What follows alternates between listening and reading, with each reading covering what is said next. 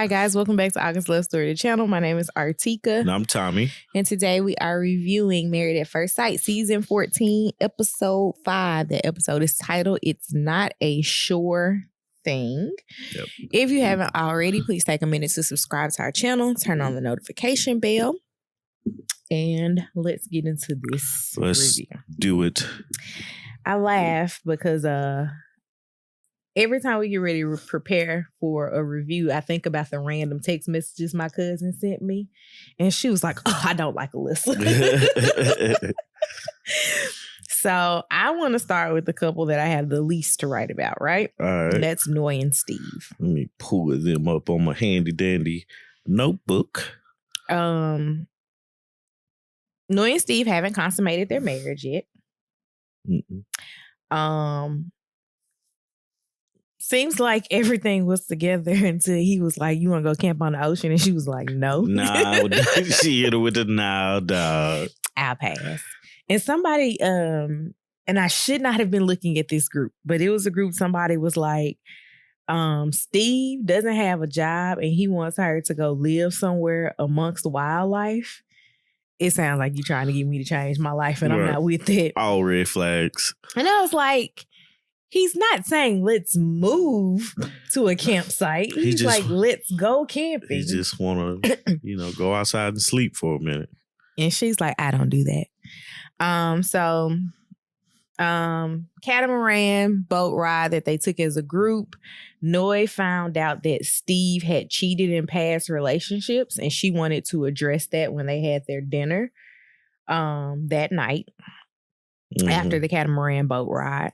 And basically he was like, so you've never cheated? And she was like, yeah. He was like, so what are we talking about? She also told him that she thinks she's fallen in love with him. And he hit her with a okay. It's only been 3 days. I'm not going to lie. I understand his response. It's been 3 days. Yeah. When people say things like, I think I'm falling in love with you, I want to know what the response is. That they're looking for. Yeah, that they think they're going to get. Me too. Because 3 days does not love make. Well, I think she shouldn't have said the love word because that's all it's heard is love. Like, oh, okay. Nah, if she would have been like, I think I like you a lot. I really, really like you. Yeah, that would have went over a little bit better than. He probably been like, I really like you too. Yeah, right. He just hit her with okay. That's how he felt. I get it though, man. It's like, how do you respond to that after you've only known this person for 3 days and y'all are married? So it's like, yeah, eventually I want to grow to loving you, but right now I really can't say that I do love you. I don't even know you.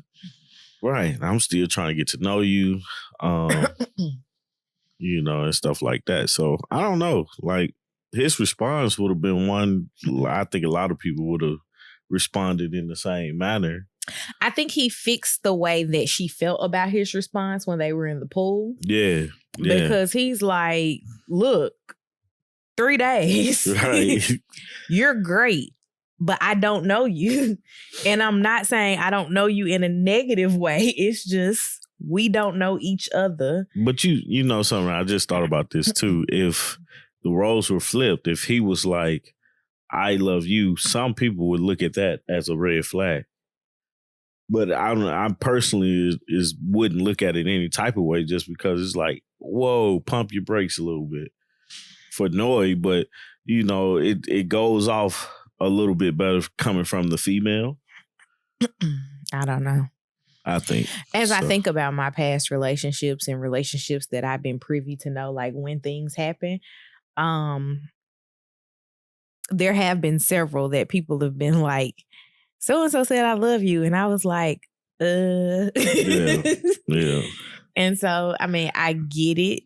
I don't know if it would change my feelings if Steve was the one to have said it versus Noy, but no, I think it would have been looked upon as being a negative thing. I don't know. That's what I'm saying. I don't know what my how my feelings would change about the situation.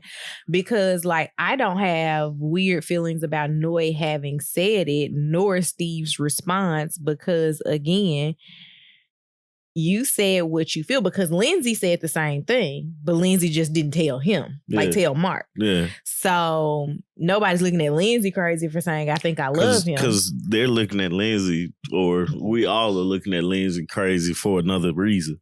Right. Like everything Lindsey says in this episode is earmarked with something else. With something else. So it's like, yeah, you know. Speaking of, let's go to them next. Were you done with Noi and Steve? Yeah. All right. So episode opens up, production is talking to Lindsey about did they consummate their marriage. She has a case of the giggles. Yeah. Which tells us yes. Look, I'm gonna put it down. She can follow. Mark starts off that day by telling Lindsey he doesn't want her to drink a lot today. And she's like, but pina coladas. And I think that everybody around the situation and those of us in the general viewing public are like, I get it. Like, yes, Lindsey, you should not drink today. You definitely shouldn't drink today. Like, drink less. And then when he said she had 3 bottles of wine by herself. That's how much she had? That was what started the plane. Like before they got on the plane. Yeah, the plane ride fiasco and all that stuff. I'm not really sure what the flight is from. Wine ain't that good. I know wine is amazing. Like I mean, like it's not bad. It's like somebody drinking a bottle of Jack Daniels, and I'm like, I personally like Jack Daniels, but I couldn't sit down in one sitting and drink a whole bottle. I wouldn't attempt to drink a whole bottle of Jack Daniels. Have I had a whole bottle of wine before? Yes. Have I had 3 bottles of wine? No. No, saying, I know where to stop in my drinking. So she tries to play off the 3 bottles of wine and she's like, no, I was sleepy. And he's like, no. So they go have this mixed drink class. He makes pina coladas. You can't leave out the fact that he put his shades on. He did put his shades on to make these pina coladas. I mean, when in San Juan, do as a bartender would do in the sun in San Juan. Put on your sunglasses. So after they finish making these drinks, they sit down and they talk about their past dating experiences. And Lindsey describes Mark as a nurturer, which makes sense. He's taking care of his grandmother. He took care of his parents. Still kind of in the process of taking care of his mom because he's the one that has to take care of her affairs. Yeah. And Lindsey points that out that, you know, she's not necessarily dated nurturers. She's dated takers. Mm-hmm. And so it feels good to be on the other side of things, like where she can be a nurturer to him, even though he needs to be a nurturer to other people.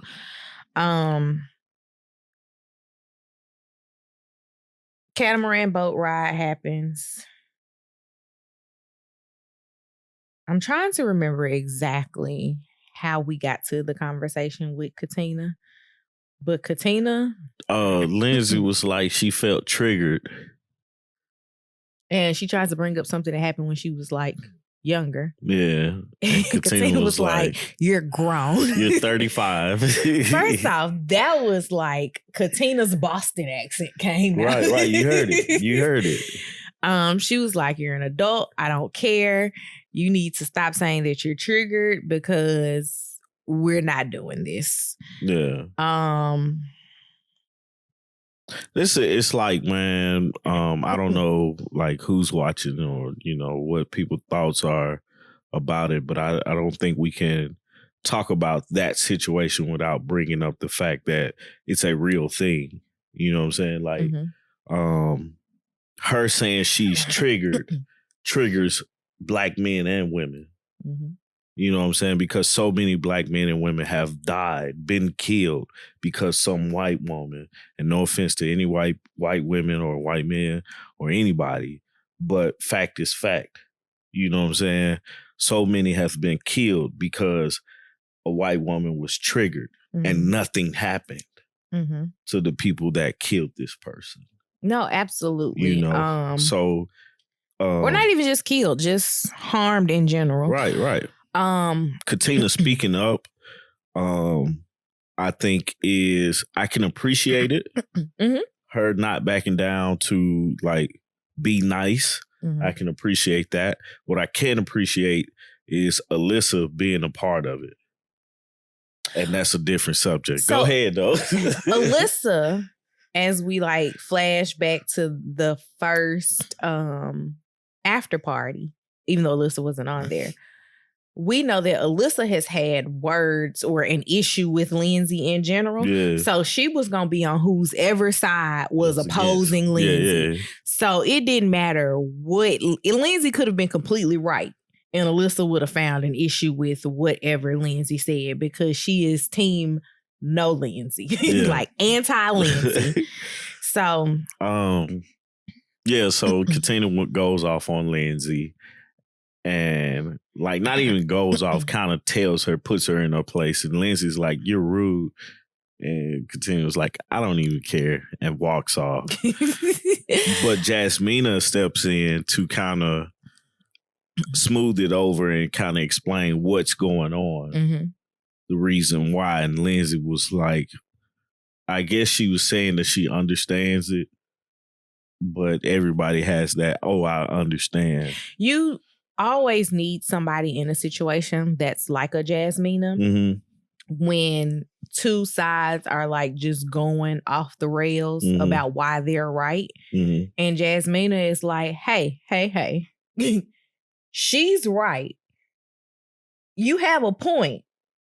And both of y'all need to come to Jesus and figure it out because I'm not saying she's wrong. I'm not saying you're wrong. I'm saying that both of y'all have made valid points in however you feel, but you need to understand how the other person feels. No, Jasmina was more so of, Lindsey, you need to understand where Katina is coming from.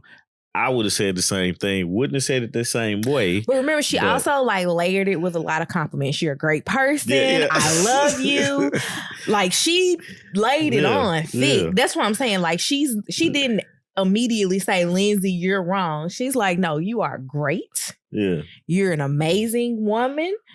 You know, happy to be doing this process with you. However, not going to say that you're wrong. I'm just going to put a however comma on this statement. Yeah. This is what you also need to hear. Right.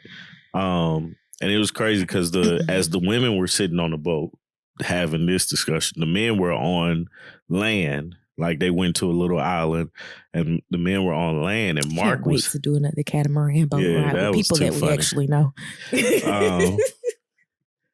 Mark was telling the guys that what Lindsey did was something that he really wasn't prepared for and a turnoff. Not paraphrasing. It was ultimately a turnoff, which led to the conversation that they had at dinner. The romantic dinner that they had. So it's going into this dinner. So they have dinner and drinks on the beach. And he basically says there are some things that have impacted us getting to know each other. He says, I want to slow them down. And she flies off the deep end with him yet again because she's like, we had sex. We don't slow down after sex. Like she was like, I slow all the way down. Like I'm like, what does that mean? You can't have sex with me anymore. That's pretty much what she means. I get what Mark was saying. And I get what Lindsey was saying because Lindsey's like, how dare you want to take things slow with me now? But you was just having sex with me like 2 hours ago. Right. But when we go through and we look at what Mark is saying, he's literally like, something has impacted us from getting to know each other, which is your drinking. I'm not going to say that you're an alcoholic, but I'm going to say that once you start drinking, you fly off the deep end. Yeah. And that's been proven with her drinking 3 bottles of wine. You go at Olajuwon. I don't know how much drinking they were doing on a catamaran boat, but I've never been on a catamaran boat where people were not drinking. Yeah. I got drunk. You did. And seasick. All at the same time. And continue to drink. I don't know why. But you know that there was drinking there. They're drinking at dinner. I mean, honeymoons for me, I've only been on my honeymoon. Yeah. Was about drinking. Like, we drank a lot. It was about a little something else too, but we're gonna keep it G. Okay. But we drank a lot. That's what I'm getting at. We definitely did. It's like it's an escape from your normal reality. So you're going to drink more than you typically do. Because in your regular life, nobody wakes you up saying, you want a mimosa? Nah.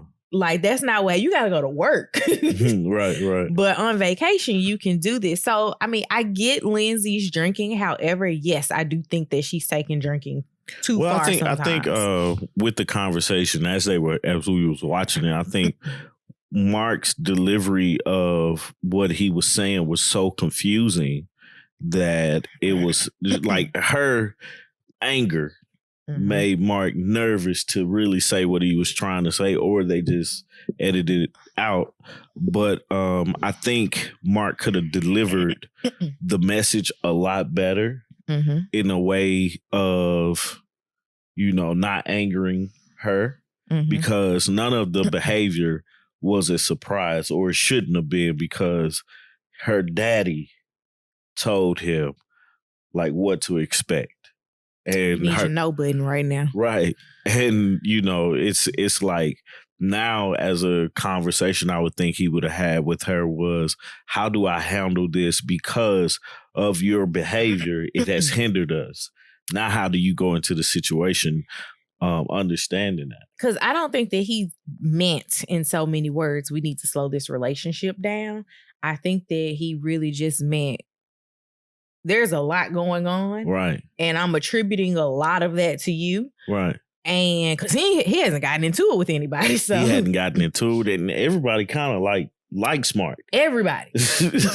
So, him not getting into it with anybody, him being the peacemaker to smooth over everything between Alyssa and whomever she has offended for that day is like, I'm sure it can be exhausting. That's a lot. And then on top of everything, he's only known you for 3 days. He's known these guys. Olajuwon, I'm saying specifically Olajuwon because that's where an issue has occurred, for almost 2 weeks longer than he's known you. Right. So it makes it a little difficult, and understanding like where you're coming from with wanting to slow down. But I think the trigger words in that whole statement was slowing down, Needless to say, Lindsey gets pissed off. She goes off about him pooping with the door open. And farting in the bed. And all these other things. She's like, you want to take it slow.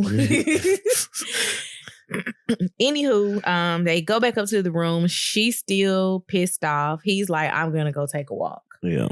Let her cool down some. And I think that was probably the best thing for him to do, was to let her blow off her steam. You have anything else for this? No, that's it. All right. So let's do Katina and Olajuwon. All right. We start off talking about their lack of cuddling, and she says because he sweats so much, and I was like, it feels like my life. I don't sweat. No, you say that I'm making you hot, and you're gonna start sweating. I just get hot. So there is no cuddling, and I have been feeling the same way. After having Lily, I get hot so easy that I'm just like, my blood is boiling. Like, you gotta move. Yeah. So I get it. Says they're gonna work on it. We'll see. She's like, you need some Botox injections in your armpits. So they decide to go work out, and she's laughing and he doesn't like it. I was just like, this couldn't be me. Like, I don't want to work out. Yeah. Number one. Number two, I'm doing this as a shared experience with you. And number three, you're taking it way too seriously. this is the first and the last time that we attempt to do this. Yeah. Period. I think you said that when you looked at the show, you was like, couldn't be my wife. Yeah. I know it couldn't. I think, man, you worked out twice in these last 8 years. Probably. Lindsey and Olajuwon. Lindsey sent Olajuwon a DM to apologize for her behavior. Olajuwon was like, I'm not opening it. No, he did read it. No, I'm saying like respond. Oh. Like, you know how you can see the message, but you can't. I don't know if he's still following her or whatever, but whatever. He's just like, I'm not dealing with that. Like, I'm here to be on my honeymoon, not to argue or make up with Lindsey. Yeah. They get on this catamaran boat ride. Katina told Lindsey how she felt. She told Lindsey that she plays victim a lot. That's what it was. Lindsey then cries. After the boat ride, it was technically the next day because they were like, the boat ride yesterday was crazy. So like they made them hold off on their conversation until the next day. I guess because of all the other filming going on. They go to a restaurant and they hash out the conversation with Lindsey. Essentially, Olajuwon was just like, hey, stop. Like, I don't want to talk about her. It's over with. Let's move on.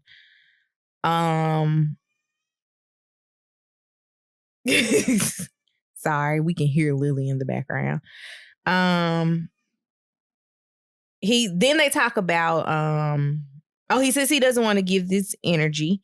And they talk about what happened on the boat ride, which was him talking about having sex with a mother and a daughter. And getting into the fact that he's had threesomes in the past. And, you know, Katina's like, no.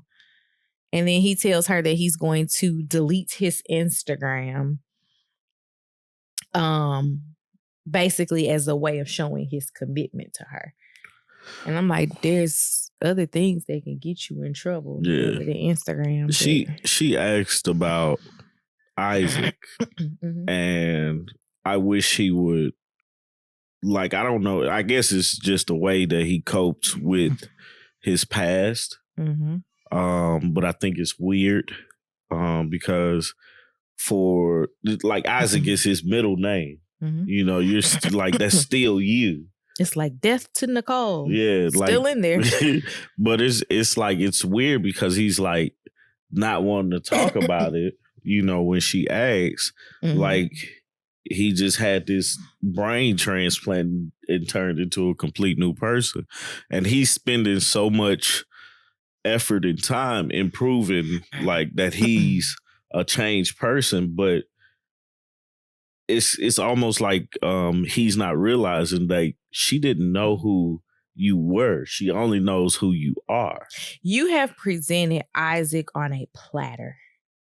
This is who I was, like, and I'm glorifying it. Yeah. But then I'm not really like that anymore, but I'm going to keep talking about it. Like, I think it runs into conversation, one, because they both were in a party lifestyle, but then, there was no reason for him to bring up having sex with a mother and a daughter. No, period. Absolutely not. Like, period. No, I get you on that. But it's you know, it's still like almost trying to, like, he's trying to prove to himself that this is what he's ready for.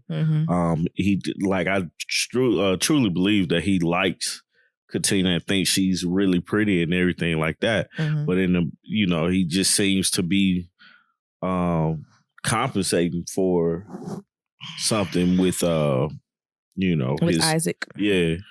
And it's weird. It's a weird conversation, you know. I'm like, all of us have a past. And I feel like if you can't grow from what you've been through, something is wrong. You're not paying attention to certain things. It's kind of like how you talk about people that, like, peaked too early in life and how they're like 50, 60 years old and they're still talking about what happened when they were like 18. Yeah. And you're like, nothing has happened in your life from 18 to now that we could have an actual conversation about. Right. Like, tell me about the last 2 years of your life Right. when you claim to have stopped being Isaac. Right, exactly. Like, let's talk about that person. That's who I want to get to know, because that's who you claim to be now. Right. Like, how did we get here? Mm-hmm. You know? But yeah, so I'm really interested to see how they kind of fare with that being in mind, because I mean, like, Katina, like, yeah, she likes to go to parties and stuff like that, but she didn't do all that. You know, so so they go back to their hotel room, and he's gotten the concierge to lay rose petals on the bed and a heart in the shape of KD, which would now be her initials, Katina Dickerson. And he's like, hey, I'm all in. I want you to be all in. He gives her a foot massage. And then for some reason, everybody in the room starts crying. Yeah, I was like, I missed it. I felt like Katina's confessional crying. I was like, Katina's drunk. I didn't think she was being for real. I didn't think she was either. And then she was like, oh my God, am I crying? I'm like, are you drunk? Because that's usually the, oh my God, am I crying? It's because I've been drinking type response. Mm-hmm. But we know that Olajuwon is like Zach 2.0 in the deep in my feelings. Emotional aspect of things. I got nothing else for them. Nope. All right, so we'll go to Jasmina and Michael. Let's do it. So Michael is gonna mess this relationship up. Yes. So they start off with him acknowledging that they had a tiff or disagreement, and he wants to clear the air.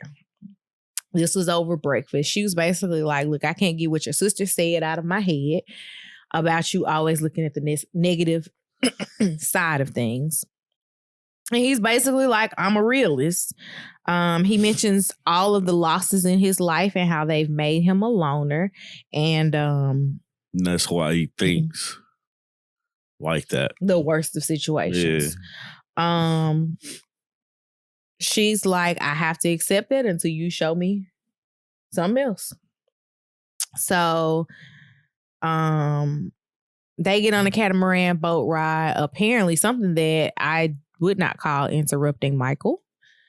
Would you? Nah, he definitely, like, I thought it was a weird pause. Like, I felt like he was trying to say something else, but he definitely was done speaking. Like, that sentence had finished. Yeah. There was a period at the ending of that sentence. It was a full thought. Essentially, they asked had they consummated the marriage. Michael said no. What is her name? Jasmina. I almost call her Katina. Jasmina comes in and is basically like, look, I want to get to know a person before I do X, Y, and Z. We're not there yet. Yeah. He felt like she was cutting him off. So they get into what did you call it? An argument? We didn't see it on camera.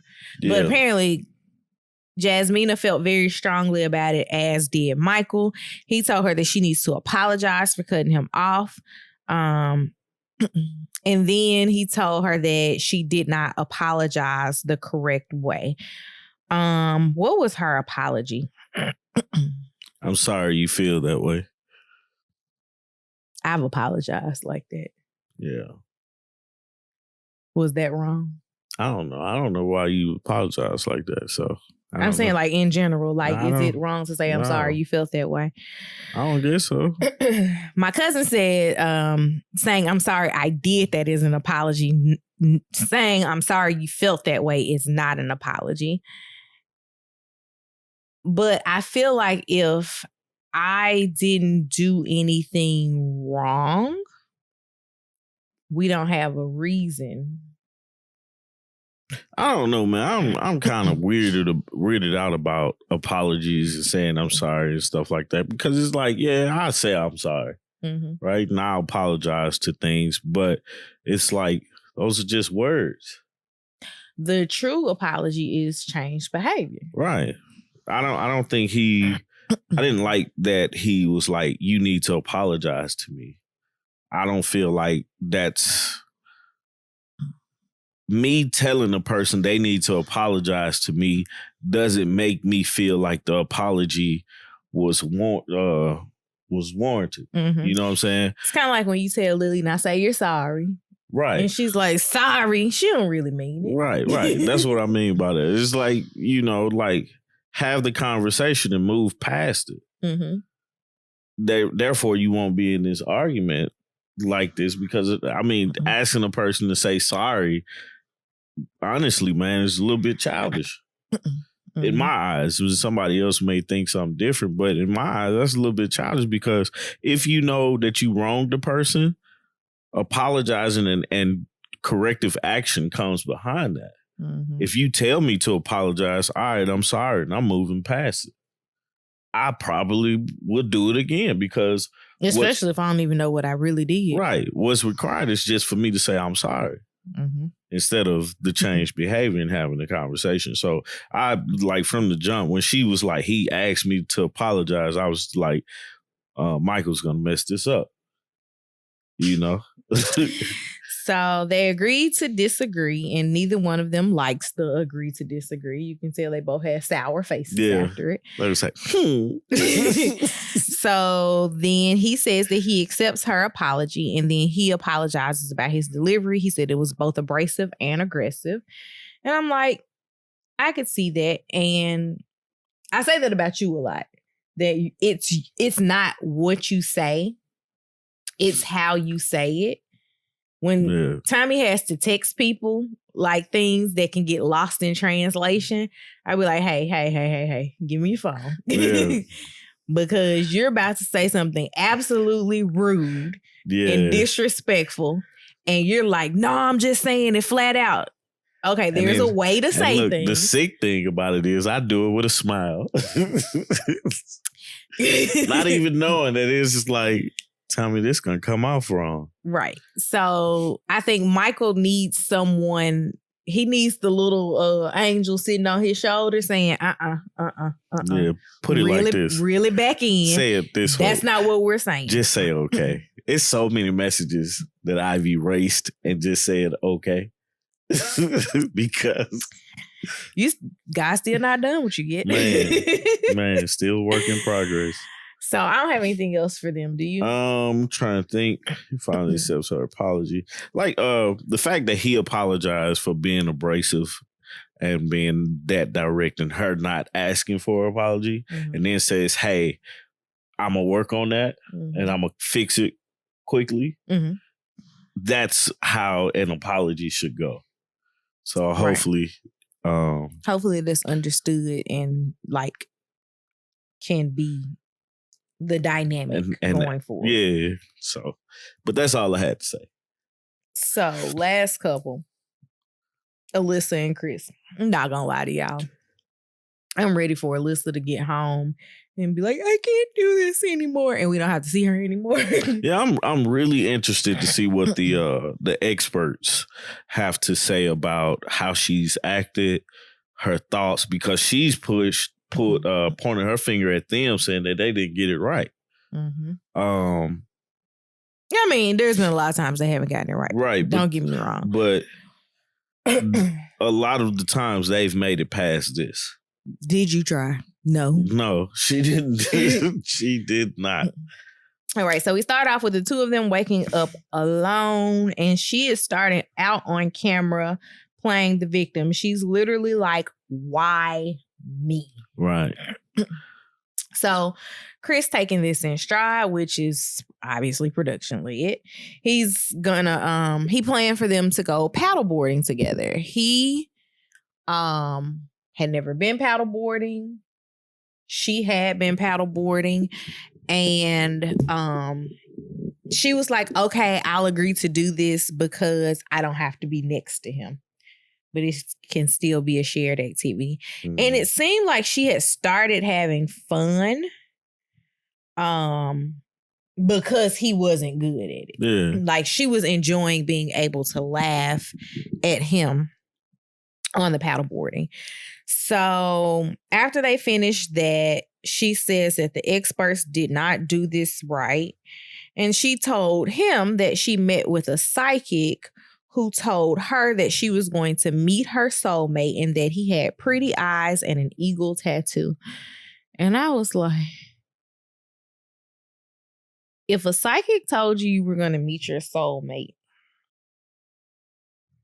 and he had pretty eyes and an eagle tattoo. Now, this is what she said on the show. Of course, the after party says it was a lion. It was a lion tattoo, not an eagle tattoo, which Steve was like, wait a minute. Right. Because Steve has a lion tattoo. Very prominently on his chest. If you're going to go see a psychic and heed the psychic's advice, I don't think that you should do Married at First Sight, or else the psychic would have told you you're going to get accepted into this thing called Married at First Sight or a TV show, or they would have the foresight to see that if that's what you truly believe that they're going to see. We had none of that with Alyssa. Mm-hmm. And Chris was just like, a psychic? Mm-hmm. That was his cue to exit stage left. Man, I'm still staying on this honeymoon though. Yeah. So, I don't know if this is the next day, but yeah, I think so. Chris sets up for them to do some type of combination of snorkeling and scuba diving, and she declines to participate. So he went ahead and did it alone, just like he's done everything else alone for the majority of this honeymoon. Mm-hmm. In her confessional, she said, like, while he was getting dressed for scuba dive, or undressed for scuba diving, she said that this is the first time that she's seen him with his shirt off, and she won't have anything nice to say, so she won't say anything. I'm like, let's just be honest. Chris has a dad bod. Yeah. Ain't nothing wrong with dad bods. It's okay to have a dad bod. Like, everybody can't be out here working out and looking like who works out? Olajuwon and Michael. Yeah. And even Steve. But which is interesting because Mark works for a gym. Yeah. But he also has a dad bod. You can tell Mark probably is really, really strong. Probably. But she's just like, nope, don't have anything to do with that. So he goes and he does his activity alone. She goes and has lunch because it's raining, and production is basically trying to pull things out of her to plan another activity. And she's literally just like, all I want to do is leave here. Yeah. And I'm started calculating in my mind, okay, it's not really a lot of all-inclusive resorts. So they're probably at a regular hotel that's considered a hotel and resort. We can cut our costs by getting rid of her room, all the food we got to feed her, right, and just go on and send her home. But Lifetime's trying to make a TV show, and I get it. Yeah. But at some point, I'm going to give you what you want and you can leave here. Right. So she then, as she's sitting there with the producer, she tells them that she's upset with her mom because her mom told her that she needs to suck it up and basically play nice because she doesn't want her to look bad on TV. And I'm like, Mom, you just didn't know. Or maybe you did know. Nah, she had an idea. I mean, we know our children, right? Not a lot of things about our children will shock us. Yeah. Alyssa's mom has had her a lot longer than I've had my child. And she got 30 plus years of Alyssa and her bad behavior. Yeah. I only got 2 years of Lily and her behaviors that I can be like, yeah, that sounds like a Lily thing that happened. So her mom knew that she was going to get in there and act a fool. I don't think that her mother knew it would be this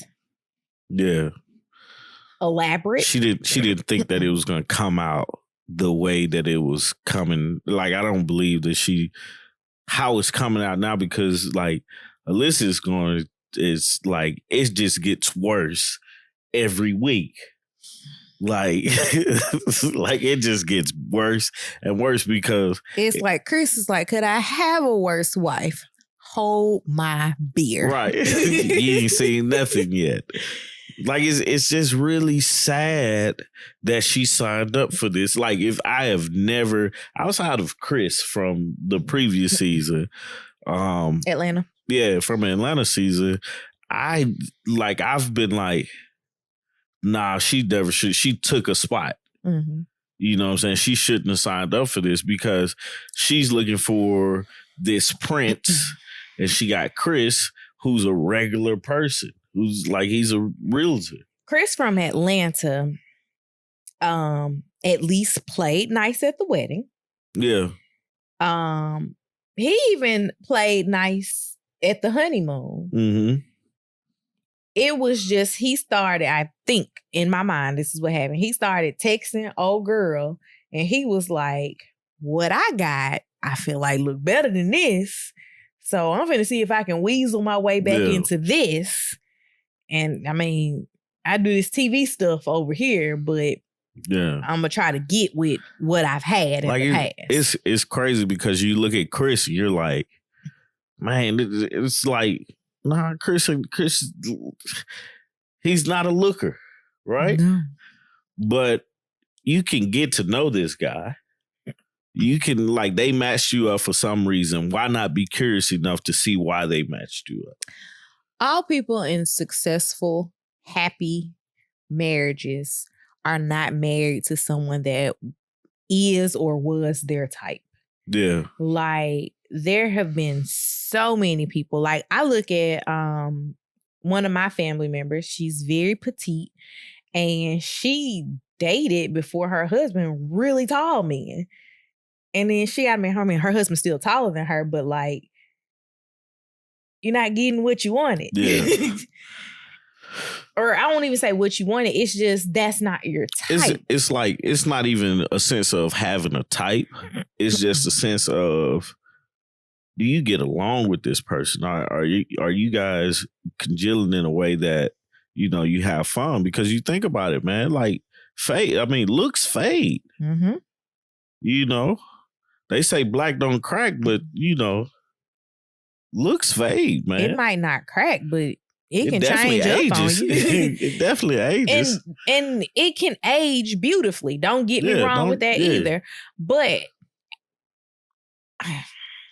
Alyssa is looking for lack of better words, how we say we want somebody tall, dark, and handsome. Yeah. She's looking for her version of tall, dark, and handsome, but she's not the equivalent right. of that. Yeah. Like, you're average at best as well. Right. So I don't think that Chris is an unattractive guy. Chris is not who I would date, but let's throw it on the other hand. You're not who I would have dated. So when you look at it from those standpoints, like, my whole thing about Alyssa, and I don't bring up Chris on purpose, but the whole thing about Alyssa is like, you're not even giving this a shot. Right. Like at the very least, you guys could be cool with each other. You guys could be good friends. At the very least. You could take the Brett and Ryan approach. Brett was basically like, nah, I'm not sleeping with him. I'm not doing this. I'm not doing that. But they were not repulsed by each other to be in the same She's room. acting like, and I hate people that act this way. She's acting like she's just so much better than him. Mm-hmm. Because one of the things she keeps saying about herself is, I'm a good person. Most people that are good people don't have to say tell. Like, racists say, I'm not racist. I have a black friend. Okay, cool. Great. Right. So it's like her saying, I'm a good person. She knows that, you know, her behavior is not of a good person. And I just, you know, it's like, she cares so much of what other people think. And I think that's the bigger issue at hand, is that she's caring how she's coming off. She's caring what other people think about her not truly trying to get to know this man. Because Chris seems like he's a great guy. He obviously would do anything for her. You know, he's changing stuff, trying stuff. And the fact that he's still trying, because I would have been gone at, I'm not gone, but I would have been done at, we got to get separate rooms on the wedding night. If you had just said separate beds, I bet you at least giving it some type of effort to be in the space with me. But I'm repulsed by him. Man, she like at the end of it, and I'm gonna be done after this. At the end of the episode, she's like, "Tell him not to come over here." I would have been like, "This be, look here." No, tell him yourself. Yeah, right. Like, we gonna make some good TV. We gonna make it. You're going to have to own up to everything that you say about him. And it's gonna be like on Mari when the girls take off running down the hall and the cameraman is chasing after them. That's how my camera crew is gonna be on you. Yeah. Like, I'm putting the track stars on you. Yeah. You can run with a camera, you got Alyssa. Alyssa, if you take it off, I'm fine. And you take off a mic, you say you don't want to do this. Yeah. Like, you're gonna be in Puerto Rico poor. Man, I lock up your hotel room. You won't have access to your money or your ID to get back home. But I just hated that, you know, that's the way that she's trying to roll. And I'm interested to see next week when, you know, the preview that they put out, like, he's just trying to make me look bad. And I'm like, no, he asked a valid question. He doesn't have to try. Like, you're absolutely making yourself look bad, because everybody on here and everybody that watches understands that, hey, you're not going to be picked with the person that you like. You're lucky if you get a cute person, you know? I can't wait until the ending of this season when they all come out and start making their Instagram press releases. Oh, man. And she talks about how great of a person she is and how we just don't know what went on behind the scenes, because there's going to be a lot of that from her side. She going to be like, Chris was mean to me. Now, if anybody else did that, Lindsey, Mark, Katina, a lot, like anybody else had there, let me tell you my side. As far as up to episode 5, we would all be like, okay, I will have to hear you out. Yeah. But at this point, there's absolutely nothing that Lindsey can say to sway anybody's opinion on how they feel about her. Right. Like, none whatsoever. Not Lindsey. Alyssa. I mean, Alyssa, I'm sorry. There's nobody, like, there's nothing that you can say that could change how we feel about Alyssa. Exactly. At this point. Exactly. So, that's all I got. Do you have a question? Because I do not. It's got to be something about Jasmina and Michael, man. That just really... like, I was like, man, he is really messing up. Do y'all think that Jasmina cut Michael off? That's it. And also, 2-part. Also, should she have apologized even though she felt she didn't do anything wrong? Yeah, that's a good question. That's the question? That's the question. That's the questions. Okay.